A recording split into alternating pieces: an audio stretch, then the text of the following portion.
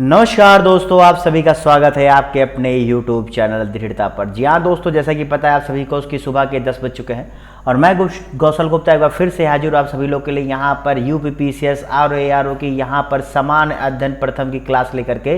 देखिए दोस्तों, आप सभी को पता है कि सबसे महत्वपूर्ण अगर आपके जो है प्रीलिम्स के पेपर में कोई एक सब्जेक्ट है तो आपका यही समान अध्ययन वन है, क्योंकि यहीं से जो प्रश्न आप लोग देखते हैं यही वो प्रश्न होते हैं जो आप लोगों के लिए क्या है, आप लोगों को क्या पास कराते हैं या फेल कराते हैं। क्योंकि सबसे बड़ी समस्या आपका जो है आपके क्या नाम है अधिकारी बनने में अगर कोई सबसे बड़ी बाधा है तो आपका ये प्रीलिम्स का कौन सा, जी भैया यही समान अध्ययन पेपर वन है। तो इसके लिए यहाँ रोज सुबह 10 बजे आप लोग के यहाँ पर क्या है क्लासेज होती है और साथ ही साथ शाम को 6 बजे यहाँ पर जो है आपकी सब्जेक्टिव क्लास चलती है जो विषय के हिसाब से होती है, जहाँ पर आपको विषयवार जो है आपकी तैयारी कराई जाती है। और ये सारी चीज़ें आप लोग को फ्री में देखने को मिल रही है। जी हाँ दोस्तों, जो चीज़ आप लोग हज़ारों रुपया खर्च करके यहाँ पर जो है विभिन्न कोचिंग संस्थानों से ऑनलाइन ऑफलाइन पाते हैं, यहाँ पर वो चीज़ें फ्री में मिलती हैं। तो इसलिए आप लोग मेरे यूट्यूब चैनल को सब्सक्राइब करना ना भूलें, क्योंकि ये सारी चीज़ें आपको आपके पेपर तक ही नहीं, आप लोग जब तक पढ़ेंगे तब तक आप लोग को मिलती रहेगी, क्योंकि यहाँ मैं पढ़ाने आया हूँ और आप लोग को अधिकारी बनाने आया हूँ। तो चलिए दोस्तों, समय ना गवाते आज की क्लास को यहाँ पर शुरू करते हैं। तो पहला प्रश्न यहाँ पर जय दोस्तों, पहला प्रश्न कह रहा है हाल ही में national institute of pharmaceutical education and research NIPER का उद्घाटन कहाँ किया गया। चलिए बताइए दोस्तों, यहाँ पर कह रहा है कि निपर का उद्घाटन कहाँ किया गया है, जवाब दीजिए। देखिए निपर का अगर पहले पूछा जाए तो देखिए आप फुल फॉर्म भी आपको दिखाई दे रहा है। क्या दिखाई दे रहा है? National institute of pharmaceutical education and research. तो आपको एक चीज़ पता लग गया कि ये जो है फार्मास्यूटिकल यानी क्या, दवाइयों संबंधित है। ठीक है, यहाँ पर क्या होता है, यहाँ पर आपको एजुकेशन और रिसर्च यानी कि यहाँ पर क्या खोज और उसके संबंधित ज्ञान की बातें यहाँ पर की जाती। ठीक है, तो देखिए अगर इसके बारे में डिटेल और चर्चा की जाए तो इस समय इंडिया में कुल जो है 7 निपर संस्थाएं, कितनी ये जो नाइपर है, नाइपर कह दीजिए निपर तो नाइपर कहेंगे ज़्यादा अच्छा है। कुल संस्थाओं की संख्या 7 है, जिनमें से महज 2 हैं जो पूरी तरीके से क्या फुल्ली ऑपरेशनल है, मतलब पूरी तरीके से अपने पूरे क्या कहते हैं दक्षता के हिसाब से कार्यरत केवल 2 हैं, जो कि आपकी कहाँ है, मोहाली और गुवाहाटी में। कहाँ पर भैया? मोहाली और गुवाहाटी वाली जो हैं वो क्या है, वो पूरी तरह से कार्यरत है। बाकी जो आपकी बची 5 है और 5 में से एक कौन सा, जो इसका सही जवाब है क्या है, गांधीनगर ये है। बाकी जो आपके 4 बच रहे हैं वो 4 आपके कहाँ पर हैं, एक आपका हाजीपुर में है। ठीक है, देखिए मैं बता दे रहा हूँ जिससे आपसे पूछे, क्योंकि ये आपके न्यूज में रहा। दूसरा कौन सा, हैदराबाद में। ये सब भी धीरे धीरे फुल्ली ऑपरेशनल हो जाएंगे, ये सब अभी क्या काम चल रहा है यहाँ पर।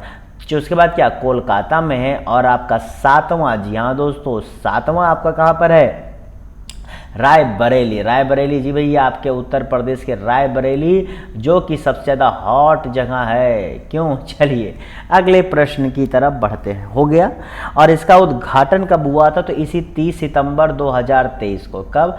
30 सितंबर 2023 को इसका उद्घाटन हुआ था। इस चीज़ का भी आप लोग को ध्यान रखना चाहिए। चलो अगले प्रश्न की तरफ बढ़ते हैं। निम्नलिखित में से कौन सा सुमेलित नहीं है? प्रश्न पूछ रहा है कौन सा सुमेलित नहीं है। अच्छा आप लोग देखिए, पहले प्रश्न में जितनी चीज़ें मैंने बता दी, अब इसी को कथन के आधार पर पूछ सकता है कि इसका उद्घाटन गांधीनगर में जो है अमित शाह जी द्वारा किया गया, यानी केंद्रीय गृह मंत्री। और वर्तमान में भारत में कुल नाइपर संस्थाओं की संख्या 7 है। अब आप बताइए दोनों का जवाब आप क्या देते? दोनों सत्य, लेकिन कब देते? जब आपको ये पता होता कि इसके बारे में डिटेल कहाँ है। ठीक है, इसलिए मैंने उन 7 जगहों का नाम भी आपको बता दिया। तो इसका जितने लोगों ने यहाँ पर सही जवाब क्या दिया है भैया, सी। क्या दिया है? सी, जो सुमेलित नहीं है, प्रतिरोधी क्या सिलिकॉन्स दिया है, ये गलत है। ठीक है, आप लोग समझिए, जैसे कि आप लोग को यहाँ पर पता है जो एस्पिरिन होती है, ठीक है, एस्पिरिन, ठीक है, ये क्या काम करती है? ये नॉन स्टेरॉइडल एंटी इन्फ्लामेटरी होती है। ठीक है, जो आपकी एस्पिरिन होती है यहाँ पर देखिए, ठीक है, ये जो एस्पिरिन है ये आप समझिए, इसकी बात कर रहा हूँ मैं। ठीक है, ये क्या करती है, ये basically non steroidal anti inflammatory होती है, जैसे आपके दर्द, सूजन, मैं इसके बारे में बता रहा हूँ। ठीक है, दर्द, सूजन, गठिया का इलाज जो होता है वो जो है इसी के द्वारा होता है। ठीक है, ये इसी के द्वारा गठिया का इलाज जो आपका क्या एस्पिरिन कैल्सीफेरॉल के द्वारा होता है, जिससे क्या अस्थिक्षय रोधी के रोकने के लिए दवा के रूप में प्रयोग में लाया जाता है। उसके बाद देखिए क्या है आपका यहाँ पर क्या प्रतिफेन, इसे अंग्रेजी में क्या कहते हैं, ये दरअसल क्या होता है ना, ये इसमें जो है डाई इलेक्ट्रिक प्रॉपर्टीज पाई जाती है। ये आपको पता है गर्म होने से, ठंडा होने से, और उसके साथ ही साथ ओजोन के क्या नाम है क्षरण से, और जैसे आपके जो बहुत ज़्यादा क्या होती है उम्र बढ़ती है, उन सबको रोकने के लिए जो है ये काम करता है। और ये क्या होता है पॉलीएमाइड्स, ठीक है, जो प्रतिफेन कारक का काम करता है। बाकी ज्वरनाशक का बुखार और पैरासीटामोल आप लोग खाते हैं, आप जानते हैं जो एंटीबायोटिक होती है, इसमें कोई डाउट नहीं होना चाहिए। तो यहाँ जो सुमेलित नहीं हो आपको क्या है सी, जो प्रतिरोधी का सिलिकॉन्स लिखा हुआ है, ठीक है। चलिए भैया अगले प्रश्न की तरफ बढ़ते हैं। क्लियर। अगला प्रश्न है यहाँ पर सूची 1 है, सूची 2 है, चलिए इसे सुमेलित करें। सूची 1 है, सूची 2 है, इसे सुमेलित करें। A B C D. फल, बीज, काष्ठ, मंड। मंड को पता है, इसे मंड को स्टार्च भी कहते हैं, ठीक है। अब यहाँ पर मैंने इतना हिंट दे दिया तो आप लोग गलती मत करना, ठीक है, लेकिन पेपर में आपको ये चीज़ नहीं मिलेगी, क्योंकि ये जो देगा हिंदी में ऐसे आएगा, अंग्रेजी में अलग तरीके से आएगा, ठीक है, समझ गए। तो इसलिए जो है ऐसे ही आप लोग को समझना चाहिए। और बाकी बार बार कहता हूँ माय डियर, जो यहाँ पढ़ा करो शॉर्ट नोट जरूर बना लिया करो, क्योंकि देखो 863 क्वेश्चन की तरफ हम लोग बढ़ चुके हैं, ठीक है। धीरे धीरे 1000 2500 का जो हमारा लक्ष्य है हम लोग ऐसे ही पहुँच जाएंगे। तो इसलिए शॉर्ट नोट्स बनाते चलो, रिवीजन करते चलो। मैं हर क्लास में एक बार जरूर आपको ये रिमाइंडर देता हूँ, 1 से 2 बार जरूर बताता हूँ, क्योंकि आप लोग भूलो ना कि आप लोग गलती क्या कर रहे हो। जैसे कल को एक बार ये तुम्हें याद रहा है कि सर ने इतनी बार कहा, अगर हम किए होते तो हो जाता। यकीन मानो अगर तुम आज शॉर्ट नोट्स बना रहे हो, रिवीजन कर रहे हो, फिर मुझे बताना पेपर बाद क्या हाल है। तो जितने लोगों ने यहाँ पर इसका सही जवाब क्या दिया भैया, बी। जितने क्या बी जवाब दिया उस सही कर लीजिए। फल आपका कहाँ अंडाशय में होता है, इसमें कोई इफ और बट अगर आपको है तो आपको बहुत जरूरी है। बीज आपका बीजांड में होता है, देखो कितना आसान था। बीज आपका बीजांड में, अब देखो 4 1 कहीं मिल रहा है, देखो कहीं मिल रहा है, नहीं मिल रहा है, बस सही जवाब हो गया। अब देखो काष्ठ और मंड, यहाँ को कन्फ्यूजन है, कोई बात नहीं, आप तो यहाँ समझिए ना कि काष्ठ तने में होता है और मंड आपके पत्ती में पाया जाता है, ठीक है। मंड क्या होता है, स्टार्च होता है जो सिर्फ पादपों में पाया जाता है। किसमें, सिर्फ पादपों में पाया जाता है ये मंड, ये भी आप जान लीजिएगा, ठीक है, इंपॉर्टेंट पॉइंट है।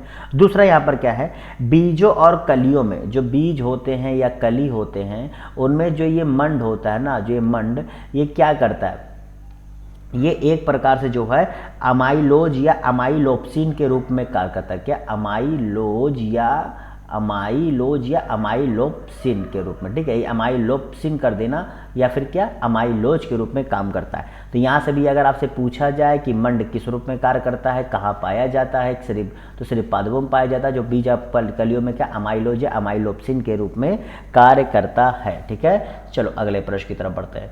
है ना मजेदार क्लास, इसी बात पे ठोको लाइक, ठोको एकदम, ठोक दो लाइक, ठोक दिया। चलो अब बताओ इसका सही जवाब क्या होगा।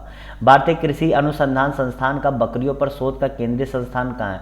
अब देखो 2023 के आपके आरओ पेपर में ये आया था, 4 मतलब दिया था, 4 ऑप्शन थे, उसने पूछा था कौन सा सही सुमेलित नहीं है।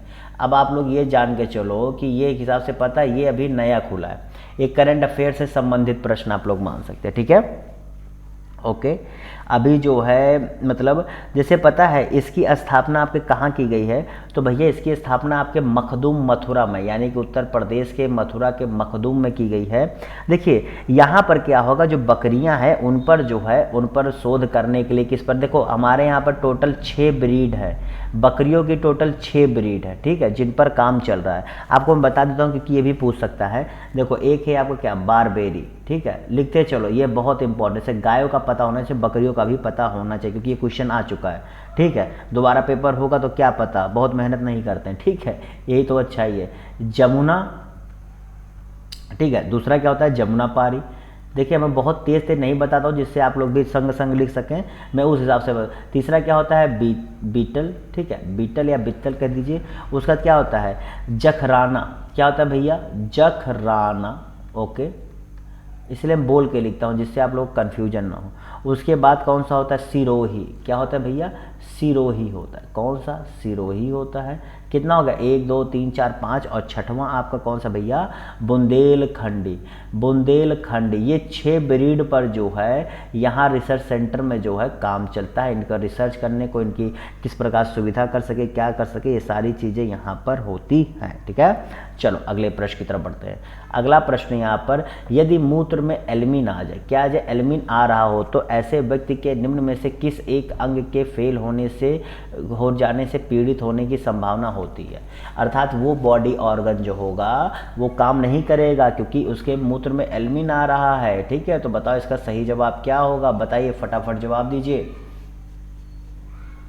देखिए आप लोग को पता है, अगर मैं आप लोगों से कहूं तो मानव वृक्क जो होता है, अगर आप लोग देखे होंगे किडनी को, तो किडनी क्या होता है, किडनी के ऊपर आपकी एक जगह होती है जहां पर पेशाब की थैली जिसे कहते हैं, वहीं पर आपका पेशाब आके स्टोर होता है। ठीक है, और आपका वृक्क का काम क्या होता है, वृक्क का काम होता है प्रतिदिन कितने 120 से लेकर के 150 क्वार्ट्स, ठीक है, जो क्वार्ट्स ऑफ ब्लड, यानी कि जो क्वार्ट्स ऑफ ब्लड यानी खून का जो 120 से लेकर के 150 क्वार्ट्स जो होता है उसे क्या करता है, उसे प्यूरिफाई करता है और उसके बाद क्या करता है, उसमें से वेस्ट को जो है अलग करता है और जो जल होता है उसे क्या बैलेंस करता है बॉडी के अंदर। जो कहते हैं देखो हमारे बॉडी में 70% जल है, ये आपको पता है ना, तो सही जल जो बॉडी के लिए रिक्वायरमेंट वो उसको कौन करता है, ब्रिक यानी किडनी करता है, और जो बाकी गंदा होता है उसे क्या करता है, छान करके यानी कि जो जरूरत नहीं होती उसे भेज देता है। जो आपके कहाँ यूरेटेरस जो एक जगह होती है उसके जरिए जो है, देखो किडनी से यूरेटेरस के जरिए आपकी वो पित्त की थैली में आ जाती है। ठीक है, समझ गए, ओके, जिसे क्या कहते हैं, जिसे ब्लेडर कहते हैं। ठीक है, ब्लेडर, गाल ब्लेडर जिसे कहते हैं नहीं अंग्रेजी में, वहां पर आकर के क्या होती है, वो आकर के वहीं पर स्टोर होती है। ठीक है, समझ गए, फिर वहीं से आप क्या आपके विभिन्न क्या कहते हैं लिंगों द्वारा जो है उसका वो बाहर सर्जन होता है। ठीक है, समझ गए, ओके। चलो अगले प्रश्न की तरफ बढ़ते हैं। मैंने यहाँ पूरा बायोलॉजी आपको ही पढ़ा दिया कि आपका पूरा बॉडी पार्ट्स का मतलब काम कैसे करता है। तो देखो ये सब बताने से क्या होता है ना, थोड़ी सी क्लास जो है मुश्किल से 30 सेकंड लंबी हो जाती है, लेकिन इससे आपको एक अंडरस्टैंडिंग मिल जाती है, आपको पूरी ओवरव्यू मिल जाती है कि अगर आप बहुत मेहनत नहीं भी किए हैं लेकिन अगर ये प्रैक्टिस क्लास कर रहे हैं तो आपको यहीं से चीज़ें तैयार हो जाए, यही मेरा लक्ष्य है। ठीक है, क्योंकि मैं एक चीज़ चाहता हूँ कि मुझे पता है इस सभी विषयों पर जो है पढ़ पाना आसान नहीं होता, लेकिन अगर आप मेरी क्लास में 40 मिनट देने आए हैं तो मेरा लक्ष्य होता है ये 40 मिनट में आप इतना सीख करके जाएँ कि आप जब एग्जाम में जाएँ तो एक बार जरूर कहें कि हाँ सर ने जो बताया था वो काम आ रहा है। ठीक है, मानव वृक्क अस्मरी में पाए जाने वाला मुख्य का रासायनिक यौगिक है। चलो बताओ भैया, यानी कि उसके किडनी के जो अस्मरी में पाए जाने वाला मुख्य यौगिक कौन सा है। आपको पता है जो किडनी होता है वो 2 हार्मोन बेसिकली जो है देखा जाए मुख्य रूप से 2 हार्मोन जो है छोड़ता है। एक तो आपका कौन सा होता है, जी भैया देखिए बहुत इंपॉर्टेंट पॉइंट है, पूछ सकता है। एक तो आपका होता है एरिथ्रोपोइटिन। ठीक है, एरिथ्रो, देखो मैं अंग्रेजी में ज़्यादातर लिखता हूँ क्योंकि बायोलॉजी को आप हिंदी में लिखना बहुत जो है मेरे लिए कठिन होता है। ठीक है, एरिथ्रो, फिर क्या होता है POIETIN, पोइटिन, एरिथ्रोपोइटिन हो गया। ओके, और उसके बाद एक आपका कौन सा होता है दूसरा, विटामिन डी। ठीक है, तो ये आपके वृक्क से हो करके जाता है। ओके, क्लियर जी। चलो अब बताइए, तो यहाँ पर कौन सा पाया जाए, तुमने क्या कैल्शियम ऑक्जेलेट जवाब दिया, क्या कैल्शियम ऑक्जेलेट जवाब दिया है, वो सही कर ले। अगले प्रश्न की तरफ बढ़ते हैं। यहाँ पर है उत्तर प्रदेश के 2011 के निम्नलिखित में से किसमें जनगणना अनुसार साक्षरता अंकित की गई और किसी निम्नतम, जी भैया क्या निम्नतम साक्षरता अंकित की गई, जवाब दीजिए दोस्तों। देखिए बहुत ही सुंदर सा प्रश्न है, बताइए इसका सही जवाब क्या होगा। तो जितने लोगों ने यहाँ पर इसका सही जवाब क्या दिया है, तो जितने लोगों ने यहाँ पर इसका सही जवाब क्या दिया, देखिए ये आपको रटा होना चाहिए क्योंकि आपको यहाँ पर इसका सही जवाब श्रावस्ती है। देखिए मैं आपको यहाँ पर चीज़ें बताता हूँ, थोड़ा समझिएगा। आपके यूपी में सबसे कम अगर साक्षरता दर कहीं पर ही तो श्रावस्ती में कितना 46.74, कितनी भैया 46.74% रही। चलिए यहाँ चारों आया है तो मेरा काम है कि जब भी मेरे सामने ऑप्शन के जितने होंगे सब मैं बताता चलता हूँ, क्योंकि मेरी आदत है कि मैं बार बार कहता हूँ आए हो तो सीख के जाओगे और सीख के जाओगे तभी तो क्या सही करके आओगे। ठीक है, तो यहाँ पर ये जो है चारों के आपको अब क्लियर पता हो गए होंगे कहाँ पर कितना है। ठीक है, ओके, और जिन लोग को पता है उनका रिवीजन हो गया होगा। ठीक है, तो ये आपको पता लगेगा क्योंकि जैसे होता नहीं कुछ किताबों जो मार्केट में किताबें मिलती है तो उनमें होता नहीं कि सबसे कम के मामले में 5 राज्य कौन से हैं उनको क्रम में लिखो, तो सबसे नीचे शुरुआत में श्रावस्ती से ही होती है। ठीक है, क्लियर। चलो माय डियर माय बच्चा लोग अगले प्रश्न की तरफ पढ़ते हैं। अगला है कि भारत की 2011 की जनगणना के अंतिम आंकड़ों के अनुसार भारत का लिंगानुपात निम्न में से क्या है। चलो बहुत आसान प्रश्न, यहाँ पर भारत का पूछ रहा है, यहाँ पर भारत का पूछ रहा है। अच्छा यूपी का कितना था, चलो यूपी का कितना था माय डियर, यूपी का था आपका कितना 912, ठीक है। अब देखो यानी कि एक चीज़ तो क्लियर होगा ऑप्शन से कि यूपी का कम था आपके क्या इंडिया से, ठीक है, ओवरऑल। तो इंडिया कितना था दोस्तों 943, यहाँ 943 था, यूपी का 912 था, 32 कम थे। सोचो 32 बहुत होता है, लेकिन धीरे धीरे इम्प्रूव काफ़ी हो रहा है यूपी में, अच्छी बात है। क्योंकि देखो सरकार द्वारा योजनाएं चलाई जा रही हैं और साथ ही साथ जो है लोगों में जागरूकता भी आ रही है कि पहले होता था कि लड़की है, लड़की की शादी करनी पड़ेगी, लड़की से जो है दिक्कतें होती थी समाज में, लड़की होने के बाद जो है काफ़ी तरह से उनकी परवरिश करने में दिक्कत होती है, उनके 24 घंटे जो है हमें काफ़ी ख्याल रखना पड़ता है, क्योंकि समाज में कुछ इतने गंदी मानसिकता के होते हैं कि उम्र का भी ख्याल नहीं करते, लड़की है तो उसे बस गंदी नज़रों से ही देखते हैं, ठीक है। काफ़ी दिक्कतें होती है, मैंने समाज में रह करके चीज़ महसूस किया है, क्योंकि खास करके एक सोसाइटी चाहे जो यार हर जगह ऐसे लोग, मैं नहीं कहूँगा कि उच्च वर्ग निम्न वर्ग, मैंने हर जगह ऐसे कांड होते देखे, बस ये कहीं छिप जाता है कहीं उभर के आ जाता है, बस इतना है, ठीक है। तो जितने लोगों ने यहाँ पर इसका सही जवाब क्या दिया है, जितने लोगों ने यहाँ पर इसका सही जवाब क्या सी दिया उस सही क्या। देखिए इस प्रश्न के बारे में मैंने आपको बहुत डिटेल में बताया हुआ था इसी प्रैक्टिस क्लास में कि इसके पहला नाम पहले कुछ और था, बाद में जो है इनका जब जन्म शताब्दी था तो इसी प्रकार इनका फिर उस संस्था का नाम बदल करके क्या भारत खंडीय हिंदुस्तानी संगीत महाविद्यालय हो गया था, ठीक है।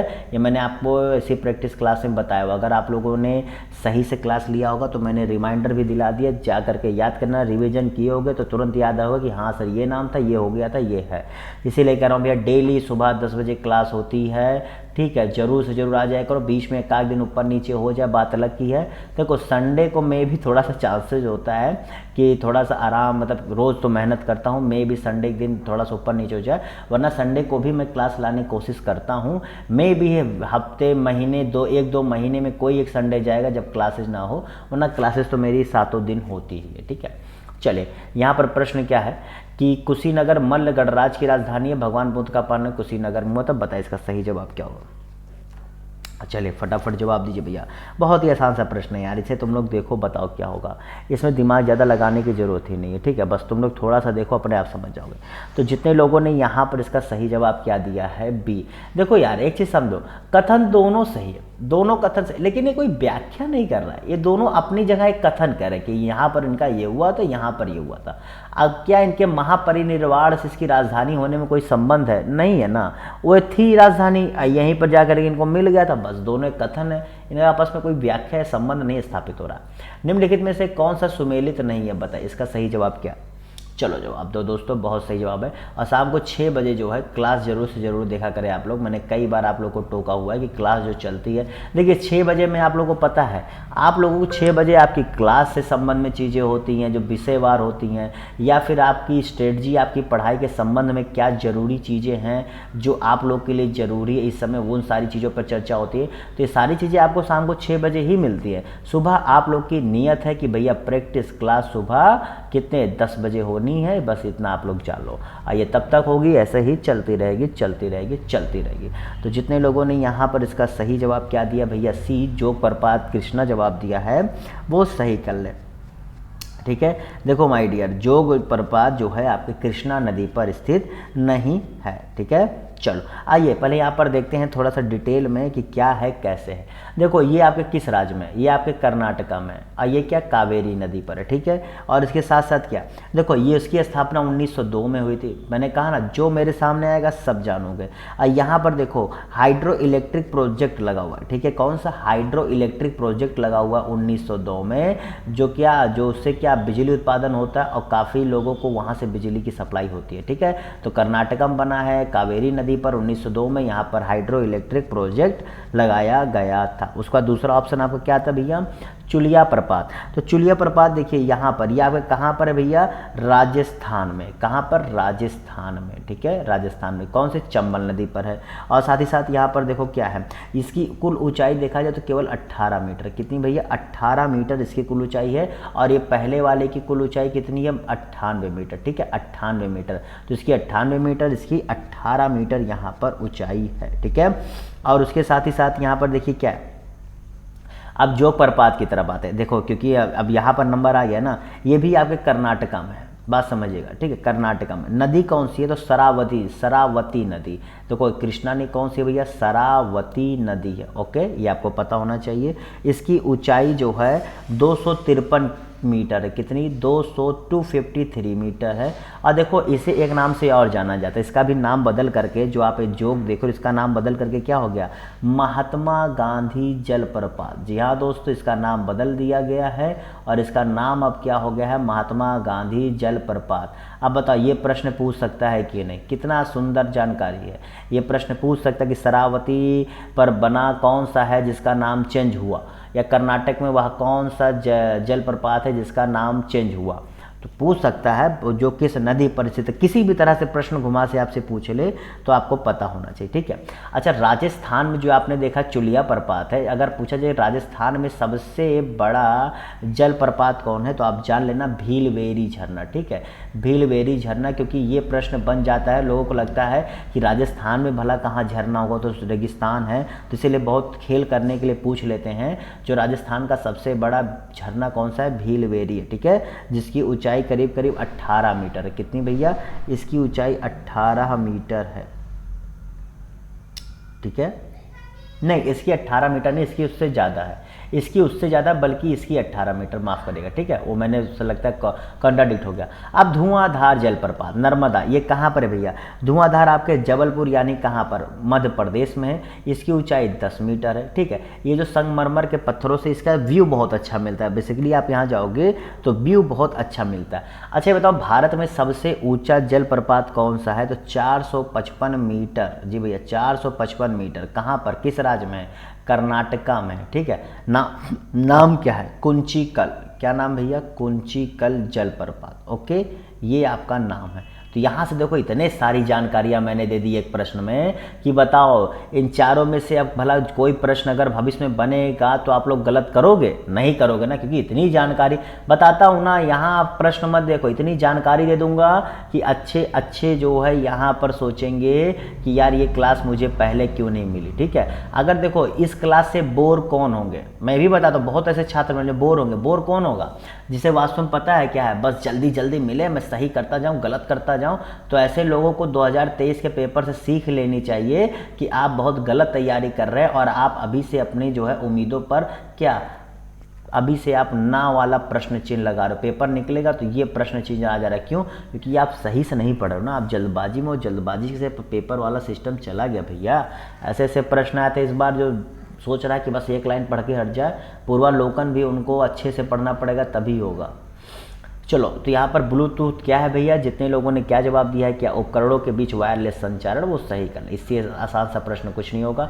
चलो यहाँ पर बताए इसका सही जवाब क्या होगा, उनके भौगोलिक क्षेत्र के घटते क्रम में व्यवस्थित करें, राजस्थान, तमिलनाडु, महाराष्ट्र, कर्नाटक। चलो भैया उसके एरिया के हिसाब से उसे हमें क्या मैनेज करना, बताए इसका सही जवाब क्या होगा।